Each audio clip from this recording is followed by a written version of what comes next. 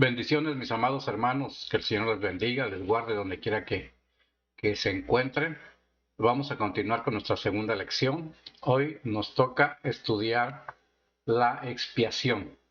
¿Se recuerdan? La primera lección fue la sustitución. Hoy vamos a estudiar, como dije, la expiación, la doctrina de la expiación. Para poder entender mejor esto, les quiero explicar el significado de esta palabra. Expiación. La palabra expiación deriva del latín expiativo, compuesto por el prefijo ex, que indica separación del interior, pius o pia, que significa virtuoso, justo, honesto, y sion, que indica acción. De allí que se refiera a la acción y efecto de reparar o purificar un daño. Dicho en otras palabras, borrar las culpas, purificarse de ellas por medio de algún sacrificio. ¿Notaron eso? La palabra expiación entonces se refiere a la acción y efecto de reparar o purificar un daño. Es decir, borrar las culpas, purificarse de ellas por medio de algún sacrificio. Pero habrá quedado claro, es la definición de la palabra expiación. Una vez explicado esto, vayamos a la palabra, a la Biblia, y en el Evangelio de San Mateo, capítulo 26, versículo 26 al 28, vamos a estudiar y vamos a leer esto. Dice, y mientras comían, tomó Jesús el pan y bendijo y lo partió y dio a sus discípulos y dijo, tomad, comed, esto es mi cuerpo. Subrayen eso, es importante, esto es mi cuerpo. Y tomando la copa y habiendo dado gracias, les dio, diciendo, bebed de ella todos, porque esto es mi sangre del nuevo pacto, que por muchos es derramada para remisión de los pecados. Ok, entonces notamos ahí que por lo que conocemos como la Santa Cena, la última cena que Jesús tuvo con sus discípulos antes de ir a la cruz, y él está ofreciendo el pan y el vino y les está explicando de que el pan representa su cuerpo y el vino representa su sangre. Entonces su cuerpo que fue entregado, que fue mutilado, en otras palabras, fue entregado en expiación por nosotros, ¿ok? Por la humanidad entera. Ah, Dice que su sangre fue derramada por muchos. Ok, entonces volviendo al tema, la expiación de Cristo, escuchen esto por favor, la expiación de Cristo es la piedra angular de la fe cristiana. Ok, la expiación de Cristo es la piedra angular, es decir, que es el fundamento de la fe cristiana. En cualquier punto que lo veamos, ella es el fundamento del cristianismo a nivel universal. Sin la expiación de Jesucristo, escuchen esto, noten esto y no se vayan a confundir, sin la expiación de Jesucristo, la Biblia misma carecería de poder, pues sería solamente un libro histórico, o sea, solamente historia. Lo que le da poder, lo que le da autoridad y lo que le da firmeza a la palabra, la Biblia, es precisamente esto, la expiación de Cristo. Entonces, la expiación, como dije, la expiación es la doctrina central de todas.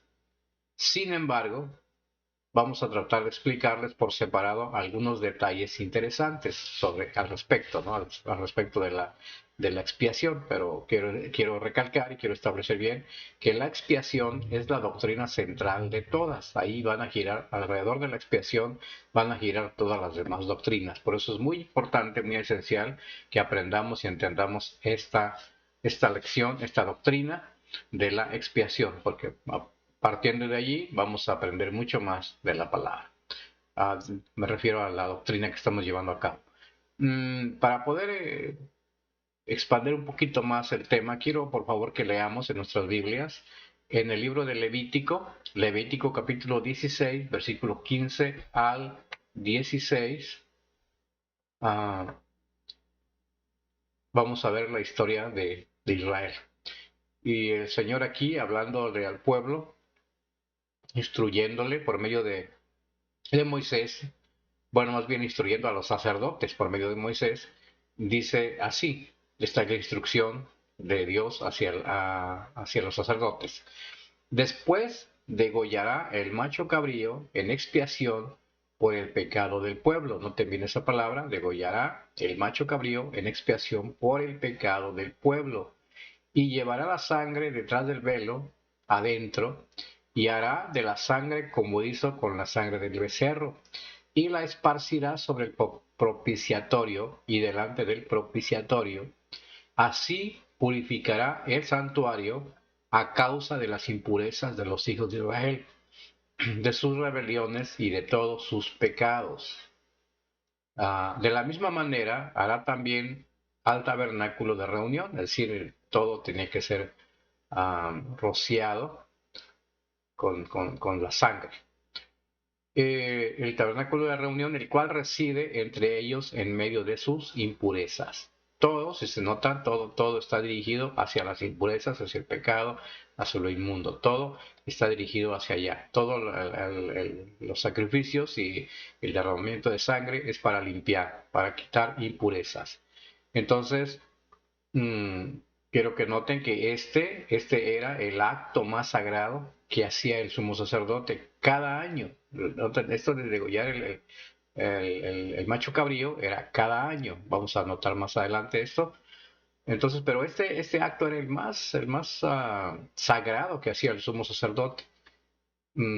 Esto lo hacía por los pecados del pueblo, ¿no? Eh, Ese día en el cual se hacía este sacrificio de degollar el macho cabrío era lo que en el pueblo de Israel se llamaba el día del perdón. El día del perdón. Es decir, una vez al año había un día que se le llamaba, repito, el día del perdón. En el hebreo es el Yom Kippur. La fiesta del Yom Kippur es el día del perdón.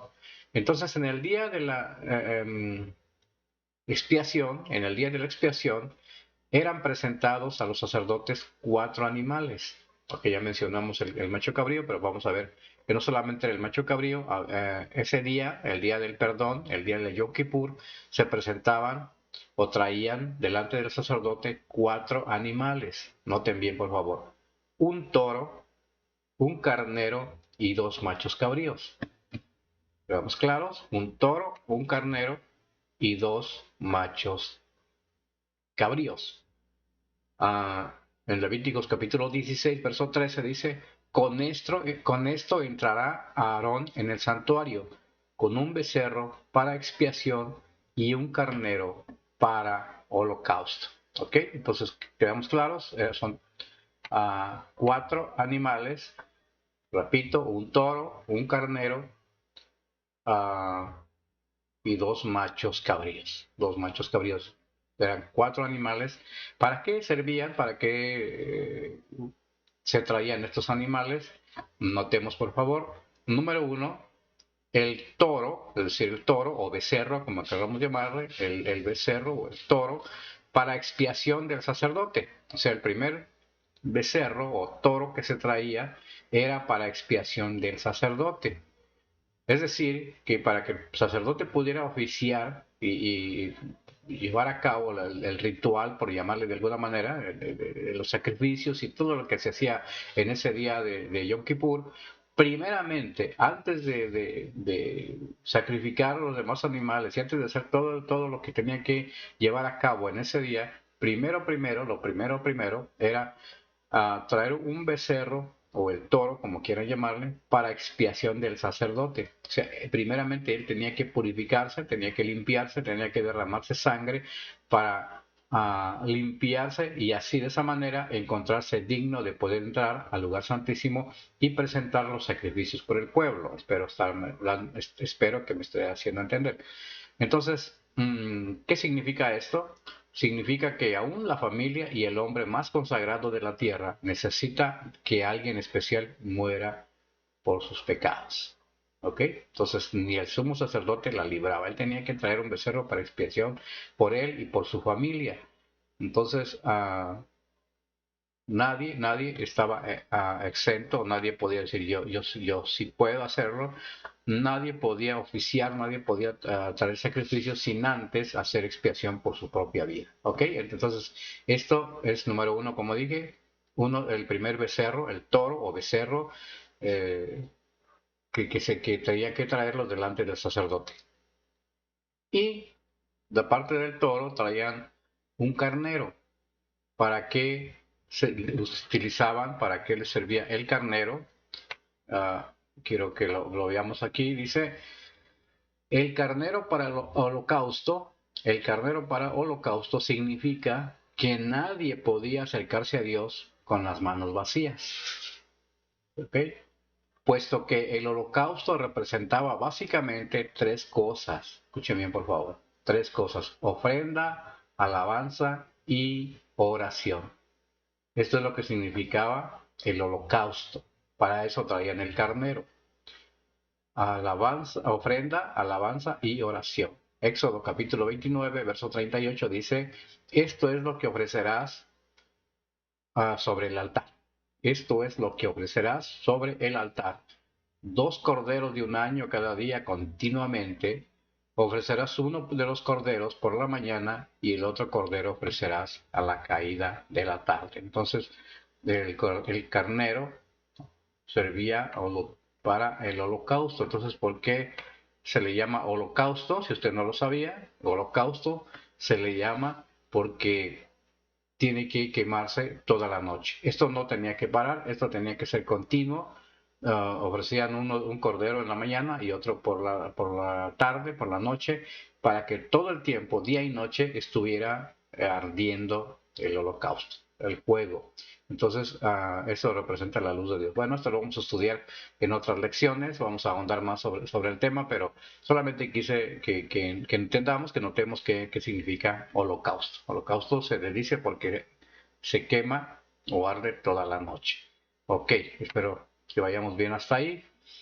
Entonces ya vimos para qué servía el toro, era para sacrificarlo en expiación por el sacerdote, el carnero era para el holocausto y ahora vamos a ver los machos cabríos. Recuérdense que estos eran dos machos cabríos. Si quieren leamos por favor Levíticos capítulo 16 versículo 9 al 10. Dice de esta manera: y hará traer a Aarón el macho cabrío, aquí estamos estudiando ya para qué se utilizaban los machos cabríos, hará traer a Aarón el macho cabrío sobre el cual cayere la suerte por Jehová. Es decir, traían los dos machos cabríos y haciendo una especie de rifa, ¿verdad? Porque dice el cual cayere la suerte. Entonces, quién sabe de qué manera seleccionaba, pero uno de los dos le caía la suerte que tenía que ser sacrificado, mientras que el otro se quedaba vivo, ¿sí? Entonces, el que moría, pues llevaba la peor parte, ¿no? Pero se hacía una especie de rifa, tal vez, no explica exactamente el detalle de cuál era la manera, cómo lo hacían, pero ahí dice bien claro. Dice, y hará traer a Aarón el macho cabrío sobre el cual cayere la suerte por Jehová. Es decir, Jehová era el que seleccionaba. Y ellos decían, bueno, este es el que Jehová dice que vamos a sacrificar, y ese era el que sacrificaba. Ok. Y dice, y lo ofrecerá en expiación. Mas el macho cabrío, sobre el cual cayere la suerte por Azazel, lo presentará vivo delante de Jehová para hacer la reconciliación sobre él, para enviarlo a Azazel al desierto. Es decir, que queda clara la escritura, traían los dos machos cabríos, había una forma de suerte por ahí, y el Señor determinaba y decía, este va a ser sacrificado, este queda vivo. Entonces ambos, el que iba a ser sacrificado y el que quedaba vivo, eran presentados delante del Señor, ¿no? Delante de Dios. Lo traía Aarón delante del Señor Jehová para llevar a cabo el ritual. Ok, entonces, ahorita vamos a entender mucho más sobre esta escritura, mm, pero quiero que entendamos esto, por favor. Por favor, el macho cabrío para expiación, es decir, el macho cabrío que era sacrificado, representa a Jesucristo. ¿ok? Representa a Jesucristo. Recuérdense que son dos machos cabríos, el uno muere, es sacrificado y el otro queda vivo. El que es sacrificado, el que era para expiación, repito, representa a Jesucristo, a quien Jehová cargó en él todos nuestros pecados, todos nuestros pecados. ¿Ok?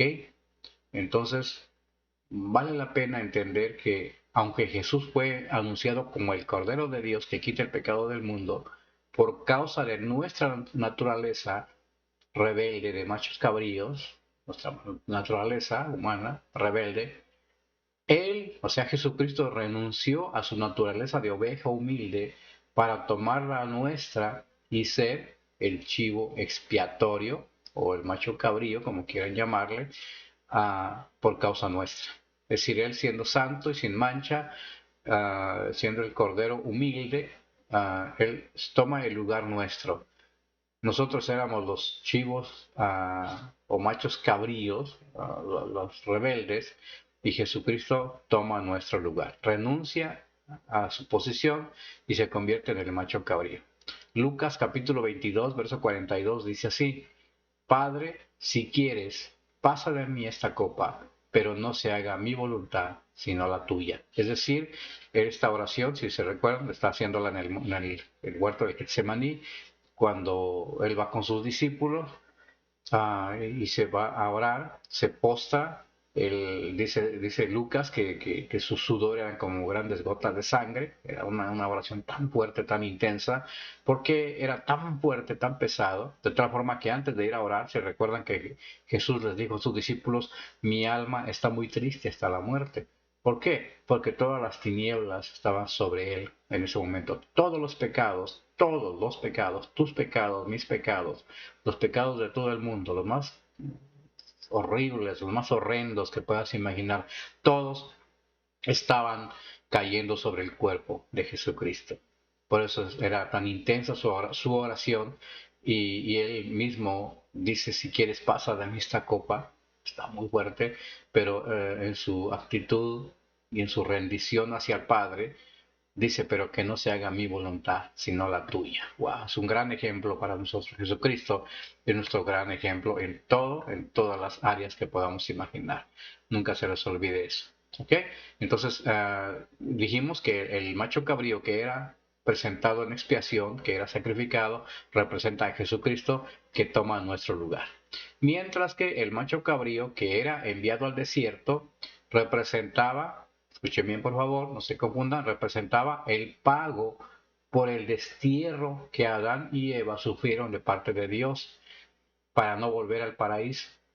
Recordemos que cuando ellos pecaron, no solamente perdieron la comunión con Dios, sino que también fueron echados fuera. ¿Se recuerdan que, bueno, leamos la palabra para poder entenderla mejor? Génesis capítulo 3, versículo 23 dice: y lo sacó Jehová del huerto del Edén para que labrase la tierra de que fue tomado. Echó pues fuera al hombre y puso al oriente del huerto de Edén querubines y una espada encendida que se revolvía por todos lados para guardar el camino del árbol de la vida. ¿Ok? Entonces fueron echados fuera, fueron desterrados, y este macho cabrío que es enviado al desierto representa precisamente el pago por ese destierro. ¿Ok? Quiere decir que por medio de este sacrificio de Jesús podemos regresar o regresamos una vez más al huerto. No literalmente, pero sí espiritualmente. ¿Ok? Entonces, pueden haber algunas otras opiniones al respecto, pero nosotros creemos firmemente que para que el sumo sacerdote, representante del pueblo, pudiera entrar al lugar santísimo, el cual representaba el cielo, es decir, el paraíso de Dios en la tierra, tenía que haber una expiación por el pecado y otra por el destierro. ¿Ok? Es decir, el primer macho cabrío que era sacrificado era por el pecado y otra por el destierro. Ya quedé claro en eso, o sea, es decir, cuando Adán y Eva fueron quitados o sacados del huerto.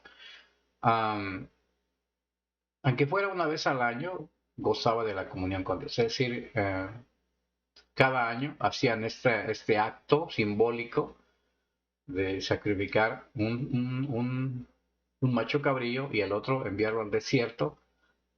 Esto que hacían les traía gozo, comunión con Dios. Este acto se repetía, como dije, año tras año tras año, y cada vez que se efectuaba, entonces el pueblo gozaba de la comunión con Dios. Esto era simbólico totalmente, pero de alguna forma cubría los pecados y podían ellos disfrutar de la bendición de Dios. Por eso era muy importante, mucho, muy importante, de que el sumo sacerdote hiciera expiación por su propia vida, porque si el sumo sacerdote entraba al lugar santísimo a ofrecer los sacrificios por el pueblo, y éste venía indigno, tenía alguna mancha, entonces se moría. ¿Sí? Y si se moría, pues ya no había oportunidad para ese año, para el pueblo. Es decir, tenían que esperar otro año para volver a hacer el sacrificio y así poder otra vez tener comunión con Dios. Tenía que repetirse año tras año, año tras año.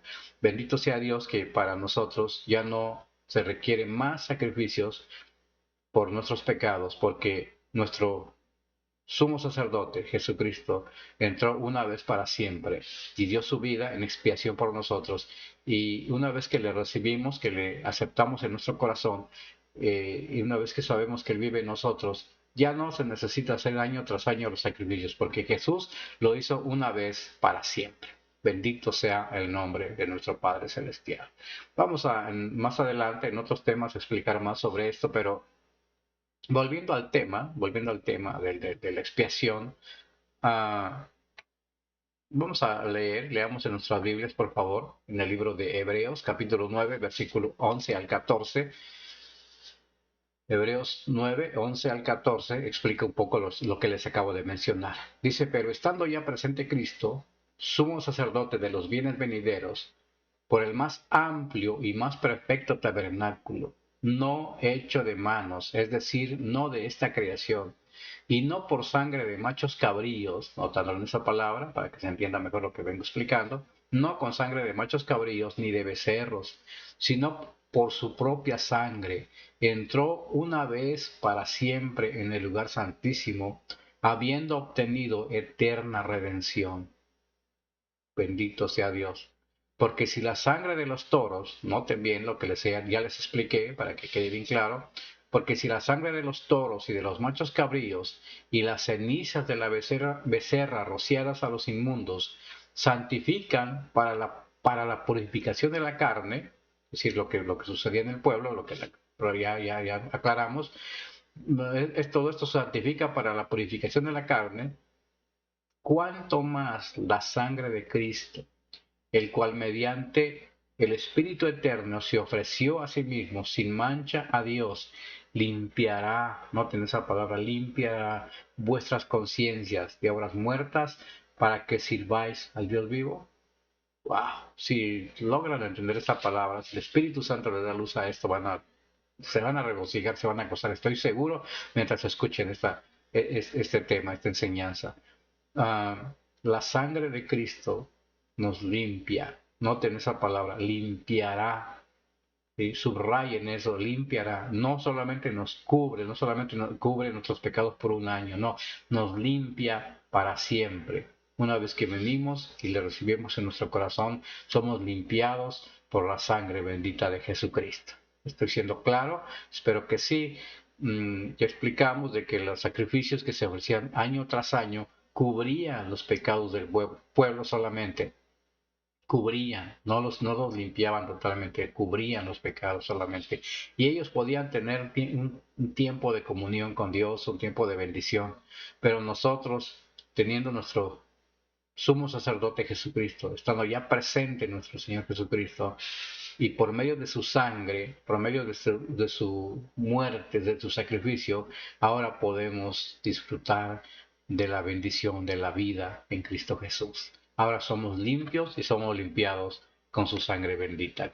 Bendito sea el Señor para siempre. Como les dije, vamos a estudiar más adelante un poco más sobre el tema, pero quiero terminar uh, y antes de concluir, antes de terminar el tema, pues quisiera invitar a todos aquellos que aún no tienen a Jesucristo como su Señor y Salvador. Yo oro a Dios, de veras, oro a Dios que esta enseñanza, estos temas, estas lecciones puedan expandirse, no mm, con todo respeto, ¿verdad? Tal vez alguien pueda pues, verme de una manera rara, ¿verdad? Pero en realidad no busco en sí los likes y los ponen, qué bendición, no busco las estrellitas, ni mucho menos, no sé qué tanto se haga a través de esos medios, pero pues no es mi interés, no es mi intención el que se dé, que si se dan las cosas y si muchos se suscriben y todo lo que pueda suceder a través de esto es una bendición y será una bendición para mí, pero lo que bendeciría mucho mi vida y bendecirá mucho mi vida es realmente que muchas personas sean alcanzadas por nuestro Señor Jesucristo, que muchos vengan al conocimiento de Jesucristo, el Hijo de Dios. Entonces, esa es mi oración, ese es mi deseo. Y pues muchos también que tal vez están fríos, están descarriados, tengan una oportunidad de conocer a Jesucristo, de reconciliarse más bien con Jesucristo, puedan tener una vida de bendición, entendiendo que nuestro sumo sacerdote Jesucristo se entregó en expiación por nosotros. Él tomó nuestro lugar. Él tomó nuestro lugar. Bendito sea el Señor. Quiero invitarles a hacer esta oración. Repitan juntamente conmigo. Señor Jesucristo, reconozco que tú eres el Salvador del mundo, porque tú eres el único que pagó nuestros pecados. Digan conmigo, hoy me arrepiento y abro mi corazón y mi mente para aceptarte como mi único y suficiente Salvador. Desde hoy en adelante quiero ser hijo de Dios. Escribe mi nombre en el libro de la vida. Quiero ser cristiano y ser fiel hasta la muerte. Gracias, Señor Jesús. Si tú hiciste esta oración por primera vez, tienes que creer que a través de esta sencilla oración, Jesucristo ha entrado en tu corazón, ha llegado a tu vida. Ahora no eres cualquier cosa, ahora eres hijo de Dios, ahora eres un cristiano verdadero. Permanece fiel, permanece firme, busca una iglesia donde congregarte, estudia tu Biblia y si en algo te podemos ayudar y te podemos servir, ahí en la parte de abajo de este video vas a encontrar nuestro número telefónico. Puedes llamarme para oración, puedes llamarme para un consejo, para lo que se te ofrezca. Lo único que aclaro siempre yo es de que no recibo llamadas cuando se trata de contender, de contradecir o de entrar en polémicas acerca de los temas. Eso sí, con todo respeto, con todo el amor de Dios, pero si alguien me llama con esa intención, no le voy a aceptar su llamada. Pero si me llamas para pedirme un consejo, para orientarte acerca de tu nueva relación con Cristo, con Jesucristo, con todo el gusto y con todo el amor de Dios, estamos para servirte. Que Dios te bendiga, Dios te guarde. Vamos a la próxima semana continuaremos con 2 lecciones más. El fin de semana próximo vamos a dar otras 2 lecciones y pues espero que sea de bendición enorme para tu vida. Repito, cualquier duda, cualquier aclaración al respecto del tema, estamos a la orden, estamos para escucharte. Bendiciones, saludos, hasta la próxima.